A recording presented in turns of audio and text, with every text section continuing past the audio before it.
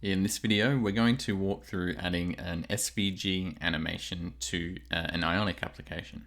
Now, if you're not already familiar with what an SVG is, I'm not going to spend too much time in this video talking about it. I'll link to a blog post I did recently that explains it in a little bit more depth. But SVG stands for Scalable Vector Graphic. And so vector images are images that are sort of defined mathematically, and they can be shrunk and expanded to any degree. You could blow it up to a sort of billboard size, and it's not going to lose any quality. And when you compare that to, say, a raster image, which is one kind of like a normal image, I guess, that's defined just by the pixels, as you expand that, and you've probably had experience with that before, you expand it to a larger size and it starts to become blurry because the information for what that should look like just isn't there at that size. Whereas with vector graphics, that information is defined. So I guess that describes what a vector graphic is, and SVG is just a particular format for that. We can use it with the web. It is defined in XML, so it has this kind of just like a normal DOM structure like any other element on your page. And we can do some cool things with that, including animating it with CSS or even JavaScript if we want to. So what we're going to do is build a simple SVG. We're going to add it into an Ionic application, and then we're just going to attach a simple CSS keyframe animation to that. So as you'll see in a moment, with the SVG format, you can even just kind of code it yourself straight in the XML to create the graphic. But for more complicated images, that's probably going to be quite hard. So you may want to use a program like Illustrator that I've got up here that can where you can define some kind of vector graphic and then you can export it as an SVG. Now, Adobe Illustrator is paid software, and I do believe there are some free options out there as well. So hopefully a quick Google search will turn up some free options you can use to create some vector graphics too. But I'm just starting from this point just to, I guess, take it right from the beginning. I'm not going to be designing anything too fancy in here. I just want to get a couple of shapes and then going to get that into Ionic and start animating those. So I might just start off with, let's just throw in a circle, make it pink, get rid of the border color. So I'm just going to create a couple random shapes here, and we'll create a square as well. And I'm just going to separate these onto different layers. When you're exporting SVG code from Illustrator, it works a little nicer if we have the different elements on different layers like this. So we'll create a square as well. And we'll just make that one blue. Oops, made the circle blue. Let's create that square first. This is more of a rectangle, so we'll change that one to blue. And I might just put that on top of the circle a bit there. Let's create, what is it, a hexagon? 1, 2, 3, yes, a hexagon. And we'll make that one green. And that'll do. We can pretend this is some kind of fancy abstract logo. So I might just scale that up a bit. And again, so it doesn't really matter. I can kind of stretch this to any size I want, and it's not going to matter. I'm not going to lose any quality there because it's these are vector shapes, and I can expand them or shrink them as much as I want. And I said I was going to move everything onto its own layer as well. So I'm going to stick to that. Let's create a layer for the hexagon there. And we'll just move the hexagon to that layer. Let's get it back where it was. Okay, there we go. So we have the SVG we want to use now, and we want this in our Ionic application, and we want to animate it. So now that it's defined, I can go into File and go to Export. Now this is going to allow me to export it as an SVG. So if I change the format down here to SVG and click Export, it's going to give me the option to save that as an SVG file. So it'll just be like kind of like a normal image rather than say shapes.png, it's going to be shapes.svg, and then you can just include that in an image tag. But what you can also do is you can see the code directly for this as well. So this is that XML code that I was talking about that is used to define an SVG. And this is basically everything we need to display the shapes we've added here. So all I need to do is copy that into Ionic, and it's going to display that for us. So that's exactly what I'm going to do. I'm going to copy that and jump into the Ionic application here. And we're just going to dump that onto the home page. So we'll add it inside of this content area. So it's probably going to be a bit neater to supply this in an image tag rather than pasting the code directly here, but I think it helps illustrate the point of what an SVG is. So I'm just going to expand these things out a bit. And you'll see this just has a structure like a normal sort of HTML document. We have a title, we have a style definition here, and then we have the shapes for the SVG itself. And they're actually quite simple. You can see we have a circle, a rectangle, and a polygon. And it's defined, what those should look like.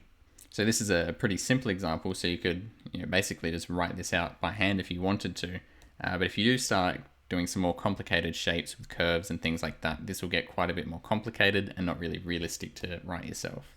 And one important thing to remember is that the more simple your shapes are, the smaller your SVG is going to be, the less it's going to take to load it in. If you have if we look at this, you can see the points on these shapes. This only has 6 points, obviously. This has like 9 points, it looks like there. So the more complex your shapes are, the more complicated your SVG is going to be, and harder it is. It's going to be bigger, it's going to be harder to animate. So where possible, it's good to keep the shapes as simple as you can. So with CSS animations, of course, we could just animate this SVG in its entirety if we wanted to, say, fade it in from having zero opacity to full opacity. But because of the way an SVG is defined, we also have these elements of the SVG itself, which we can animate individually. And so we have these classes attached to each of these shapes here. The circle has a class of class 1, rectangle has a class of class 2, and you can see up here that it's defining what color they should be, the fill color of the shape. But we could attach other properties to this as well, and then we can animate those properties. So let's first have a look at what we have right now. So if I jump into the browser where I've got this running, you can see the SVG here, and it's taking up the full width of the screen. But let's say rather than having that SVG just display immediately, I want to progressively load in the different shapes or progressively show them. So I want, say, the circle to show first, and then I want the rectangle to fade in, and then the hexagon. And as I mentioned before, to do that, we can just use a simple CSS animation. So if we come back into the home page now, open up the CSS file, we're just going to hook onto those classes that have already been defined here. So I'm just going to define a really simple keyframe animation here. And again, I'm not going to talk about how keyframe animations work in this video. Again, I'll link to something if this is new to you, you're not sure how this works. So I'm just going to create a keyframe animation called fade in. And then at the 100% mark, when that animation has completed, I'm going to set the style to opacity 1. So whatever has this animation or this keyframe attached to it, at the end of its animation, it should have an opacity of 1. But what we're going to do to the various classes here, we have class 1, class 2, and class 3. If I say add some properties to the class 1, which is the circle, I'm going to set that opacity to 0. So if we take a look now, hopefully we'll see the circle disappear, and we do. So we've already modified just part of this SVG. It's this entire the SVG is these three shapes, but with just a simple CSS, we've modified what that actually looks like, which of course is something that you wouldn't really be able to do with just a normal image. So that in itself is pretty cool, but now we can then animate that circle in if we wanted to. So if I add the animation property here and supply the fade in animation, and we'll make that run over, say, 1 second, and we'll give it an easing as well. So let's just take a look at what that looks like now. So we'll refresh the application. And that should be fading in now. I think I've actually typo there. That should be keyframes, not keyframe. So let's try that again. And you saw that, if you were quick, you would have seen that just pop into existence there. So that fades in, and then it quickly just disappears again. So if we were to change this to 3 seconds, we'd be able to see that effect go for a little bit longer if we refresh.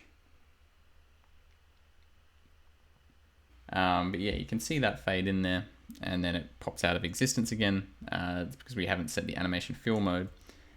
What this means basically is that if we set this to forward, we're saying that once the animation has completed, we want it to keep the properties that it's animated to. By default, it goes back to what it was originally. And so if I save that now, we take a look, hopefully it animates in, but then stays there. Okay, so the circle animates in, and then it pops away again. I've done something wrong there. That's supposed to be forwards, not forward. Not doing so great on the plurals today. We'll save that again and try once more. Okay, so now it fades in and it stays there.